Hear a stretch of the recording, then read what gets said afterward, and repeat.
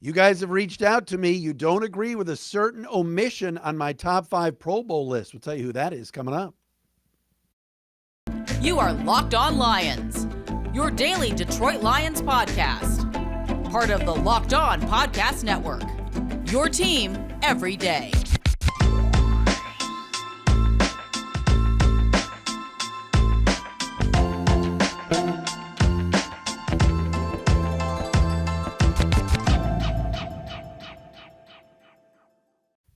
What's happening, everybody? Locked On Lions, Locked On Podcast Network. Let's do this on a Wednesday, July 20th and a Thursday, July 21st. Thank you for listening, making us your first listen each and every day here on the show. Matt Dery with you, LockedOnLions.com. Dery speaks on Twitter, at LockedOnLions on Twitter, the Matt Dery Facebook fan page. And also you can find us on YouTube. Yes, subscribe to our Locked On Lions YouTube page where you can watch us each and every day on the show. Coming up tomorrow, Jeff Rieger, 97.1 The Ticket, will join us. Of course, if you listen to Rieger on the weekends, you listen to Rieger at night on 97.1, he says SOL 500 times a day. He's obsessed with same old Lions SOL. Well, earlier this week, Dan Campbell actually muttered the phrase SOL in Peter King's article. So I've got to get Rieger's reaction to that. We'll talk to Jeffrey tomorrow on this very show. Coming up on the show today, we put out our list. Every year we do it. Top 5 players we think could be first-time Pro Bowlers for the Lions. I'm going to recap the list. And I've been hearing from some of you on Twitter and social media that we left somebody off that list that should be on it. And I will go over that player's statistics and whether there's an argument there. We'll do that coming up momentarily.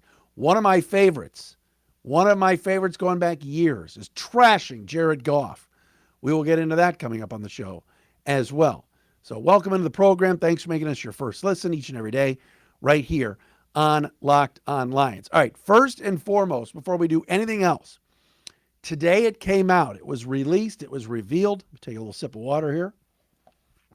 That last night's Major League Baseball AllStar Game had a record low $7.5 million, $7.5 million viewers.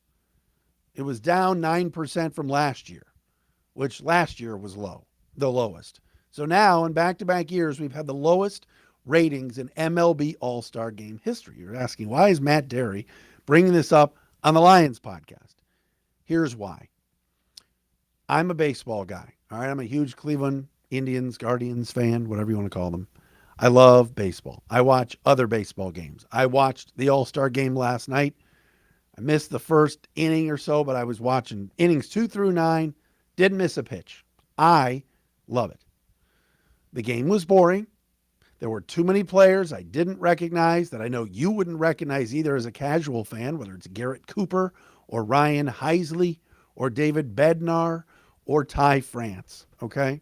Gregory Soto did get into the game. That was nice. And in customary fashion, he walked somebody. But it was not, it wasn't a great game. It was a one-run game. And in the end, my guy Manny, Emmanuel Clase came in and shut the door for the American League. And the AL has now won 9 straight games. But here's why you should care. Lions football, the NFL, always will be number one. Always. Because they don't play a lot of games, just 17 of them. The action, the physicality, the gambling, the ease of you saying, okay, Eagles, Cowboys, Dallas is a 5-point favorite. I'm going to either bet on Dallas and -5, or I'm going to take Philadelphia and get +5. It's simple. Major League Baseball used to be America's pastime. It used to be the most popular sport. It was, baseball, hot dogs, apple pie, and Chevrolet. It was the king. It no longer is, because I think gambling has played a big role in the NFL's success, fantasy football, the fall. You get to November, December in cold weather cities, and Sundays is what you are looking for and what you crave once a week, as opposed to baseball being played every day. You may have a week off in the summer, 2 weeks off in the summer. You're up north. You're doing whatever. You're not paying attention to baseball. And every team has an equal playing field when it comes to the NFL. Some teams go over the cap a little bit. I get that. But for the most part, it's balanced, as opposed to in baseball, where the LA Dodgers are trying and spending $300 million, and the Pittsburgh Pirates and the Cincinnati Reds are not, as they spend $50-60 million on players. That last night is a big indicator to me. When the All-Star Game is the Midsummer Classic, the crown jewel, there's nothing else on. There was nothing else on last night. Nothing. And it still had the lowest ratings ever. Yet, Detroit Lions on Thanksgiving playing a bad Bears team or whatever it is, still will get so many viewers. NFL is king. Don't let anybody tell you otherwise. All right. That's a little soapbox. Let's talk about my list. All right. So yesterday we completed our top 5 Pro Bowlers, first-time Pro Bowlers for the Lions for 2022. Players that could make it for the first time. On the list from 5 to 1, Romeo Okwara, Taylor Decker, who seems to be on it every year, Amani Oruwariye, Amon-Ra St. Brown, and Penei Sewell. Sewell was number 1. I think Sewell has the best chance to be a first-time Pro Bowler this season, right? I think many of you agree with me. So I was looking at Twitter this morning, amongst other things, and I saw a tweet from Drew Lancer. Shout out to Drew at Fantasy Lancer. And he said, Matt, big miss on not having DeAndre Swift for your Pro Bowl picks. Wow, DeAndre Swift. And I went, oh, okay. Could Drew and others, so I got a text from a buddy of mine that said Swift should have been in your top 5, but he texted me the other day. Should DeAndre Swift have made that list? And I'm thinking, And then, I do what anybody does when you're searching for content and you're doing prep for the show, which I did today. I Googled DeAndre Swift, and the first thing that came up were the ESPN fantasy football running back rankings going into the season. And I looked at the running backs, and I see Jonathan Taylor, Christian McCaffrey, Austin Eckler, Derrick Henry, Najee Harris, Dalvin Cook, Joe Mixon, number 7, Leonard Fournette, all 300 pounds of him, number 8, I'm kidding, 250. Number 9, Alvin Kamara from the Saints. And at number 10, freaking Andre Swift. I'm like, whoa, top 10. All right. And top 4 if you think NFC. And again, for Pro Bowl, it's NFC. So I'm like, all right, that's interesting. DeAndre Swift made the top 10 on that category. Then I looked up top 10 rated running backs on Madden. And I know some of you are going to go, why are you looking at it? Why not? Top 10 running backs on Madden going into the year. Derrick Henry, Nick Chubb, Christian McCaffrey, Jonathan Taylor, Dalvin Cook, Joe Mixon, Alvin Kamara, Aaron Jones, who was not on that first list. Neither was Chubb, by the way. Austin Eckler, and at number 10, Zeke Elliott. There are people that are Cowboy fans, including my wife's godson, Justin, who's a huge Cowboy fan, who tells me that Zeke Elliott is broken and it will never be the same. So however you look at it and however you slice it, here's the one reason why I don't think DeAndre Swift made my list. 2 reasons. Number 1, and Drew, I get what you're saying. He could have a big year. But number 1, he's not been able to stay healthy in his 2 years with the Lions. He's a very talented kid. He can catch the ball in the backfield. Maybe this is his breakout season. But number 2, I also think this team is going to give Jamal Williams opportunities. And if they're inside the red zone and it's 1st and goal from the 5, I think Jamal Williams being a bigger back, a bulkier back in a Dan Campbell offense will get more touchdowns. Rushing touchdowns. Meaning that when it gets to the Pro Bowl, people look at stats. Let me give you some stats. And Swift will be left out. So yes, I am bullish on DeAndre. I think if healthy, he has a capability of being a 3-down back. But is he up there with Derrick Henry, Nick Chubb, C-Mac, CMC, Jonathan Taylor, Dalvin Cook, Mixon, Kamara, Aaron Jones, Austin Eckler, even Zeke Elliott? No, he's not. Capability of making a Pro Bowl? Possibly. But he's not ahead of those 5 guys on my list. Romeo Okwara put up double-digit sacks in a season. Taylor Decker's been in the league a long time and has a reputation. Amani Oruwariye was 3rd in the league in interceptions last year before he got hurt. Amon-Ra St. Brown had 90 catches, nearly 1,000 yards. And Penei Sewell is already a top 12 tackle in the league. What's DeAndre Swift done? Not enough yet to be on that list, in my opinion. Your thoughts on this? At Dery Speaks on Twitter, at Locked On Lions. I'm at Dery Facebook fan page. And don't get me wrong, DeAndre Swift's a really good player. I like him. I like him a lot. He made the one list from the fantasy from ESPN.com and their fantasy stats, but I think it's because of what he does out of the backfield. Catching the football. I hope he has the year that we all expect him to have when he came out of Georgia and becomes a dominant player and gets in that conversation. I hope so. What about BetOnline, the fastest and easiest way to check on all of your betting needs? It's betonline.net. Find all your favorite sports and events and the number one online source for odds, lines, and games. Last night I was looking at prop bets for the AllStar Game. I think it was over-under strikeouts was like 11.5. Or what about home runs in the game? There were 3 in the game. You want all of that info, you go to betonline.net. Find reviews and news of every league, including Major League Baseball, NFL, NBA, NHL, combat sports, esports, and of course, golf. BetOnline continues to be the top online resource for all your sports wagering information. From live in-game betting, scores, and podcasts, they've got you covered. Head to BetOnline today or use your mobile device to learn more about the action happening today. And today, on a Wednesday, there's nothing going on.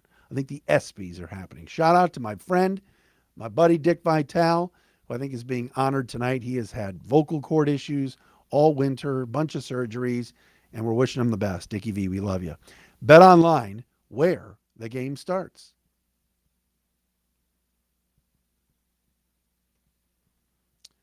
All right, Locked On Lions back at you here on a Wednesday. Jeff Rieger from The Ticket will join me tomorrow. Earlier today on ESPN.com, they did another power rankings, and the Lions came in at number 28. Ooh, ouch.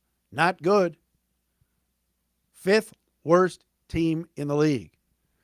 Jeremy Fowler, Field Yates, and the one and only Matt Dery's biggest the guy I've been pushing for GM of the Lions not once but twice, Louis Riddick of ESPN. We're all asked to rate each team's quarterback situation going into the season. The Lions got a 73.0, so like a C-. Louis Riddick said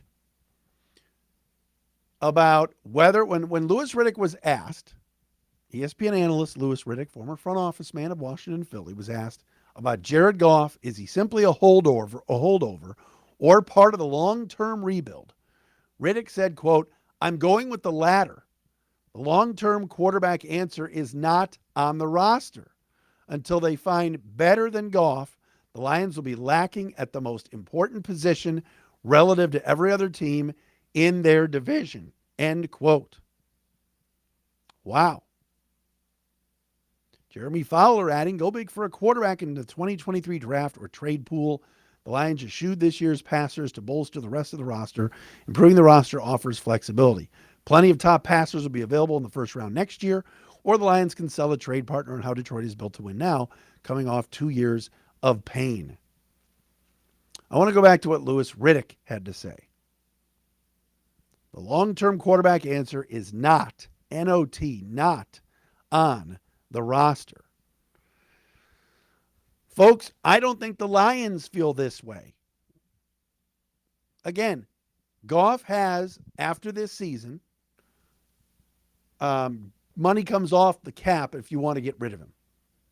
If you want to get rid of Jared Goff right now, you'd have $20+ million, $30 million in dead cap money. It would cost you a fortune.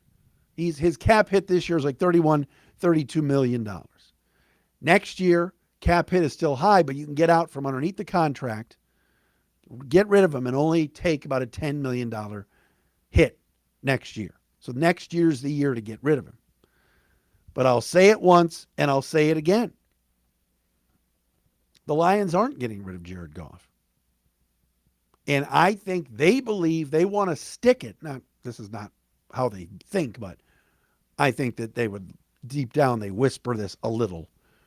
They want Jared Goff to prove everybody wrong, whether it's Louis Riddick, whether it's me, whether it's anybody. And they feel that he is going to be the quarterback of the future. They haven't added anybody in 2 years to even sniff pushing him a little bit. Not at all. And there's not a lot of options. I get that. There's not a lot of, this past draft was brutal in terms of quarterbacks, right? Malik Willis slid. Kenny Pickett got a hometown discount with the Steelers in the first round, or else maybe would not have made the first round. There was a chance if Pickett did not get drafted by Pittsburgh that there could have been no quarterbacks taken in this first round. Desmond Ridder went later. Matt Corral, third round to Carolina. And these are people that were talking about maybe Matt Corral could go to 32 or 35 with the Lions. Do you remember that? He didn't go till the third round to a Carolina team that had at the time, had just Sam Darnold. Louis Riddick knows the game. He's very, very good. He's a very good analyst. He's a good expert on the game. Played the game, studies the game, and I like him a lot. But I don't agree right now. It's very easy to say this quarterback situation's bad and he's not going to be the long-term answer. I think it's too soon to make that proclamation, but I believe the Lions feel he is. Or else over the last couple of years, Brad Holmes would have done something, anything, even at the backup spot. You cannot tell me outside of Tom Silverstein, who covered the Packers last year, anybody thought that Tim Boyle was going to push Jared Goff. Nobody. And then we saw Boyle play. And now I saw a report, and this is just a report and a rumor. I saw something today, and it's all over like some of the Lions blogging sites from heavy.com, that somebody is throwing out there a rumor about another quarterback coming to Detroit and pushing Jared Goff for the job in a trade. I'll tell you about that coming up next. All right, final thing on this Wednesday edition. It was on Sideline Report and other places, heavy.com. This is an internet rumor. It's all it is. But let me squash it for you. The Lions would trade, listen to me, the Lions would trade Quintez Cephas to Dallas for Cooper Rush, the quarterback. And Cooper Rush, in this story that was written at heavy.com, would push Jared Goff for the job. Did anybody watch Cooper Rush play last year when Dak Prescott was hurt? Come on. Cooper Rush, Central Michigan. We love him. Great name. Local kid. Yay, Cooper Rush. If the Lions traded for Cooper Rush, I'd be actually okay with him being the backup quarterback over Tim Boyle and David Blau. But he's not pushing Jared Goff for the job. And I also don't think the Lions are trading Quintez Cephas. I think they want to take a look at him. The Lions don't have a lot of wide receiver depth. The wide receiver room is better than it's been. But why would you trade Cephas?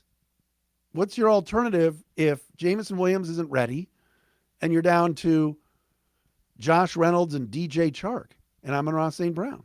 That's it. I'm not saying Quintez Cephas is a lock to make the team or going to be a star. He's also a Bob Quinn draft pick. I don't see that trade happening. And this Cooper Rush would come in and push Jared Goff? Are you kidding me? They love him. He's a captain. They believe that the 3-3 Goff that we saw at the end of the season, 3 wins, 3 losses, is the Goff you're going to see more consistently this year with Ben Johnson at the helm as the OC, with Dan Campbell calling the plays. Don't give me this stuff about, well, they're not sure Dan Campbell. Yes, he is. He's going to be calling the plays. He's the head coach. He's not relinquishing the headset back to Ben Johnson. He grabbed it from Anthony Lynn, shoved Anthony Lynn in the corner.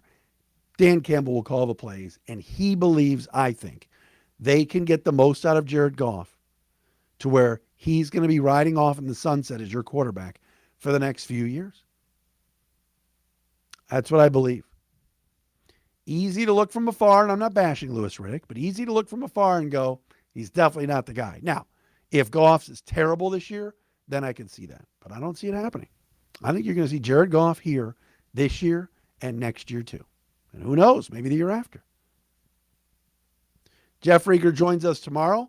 It's a Wednesday edition of Locked On Lions. Thanks for making us your first listen each and every day.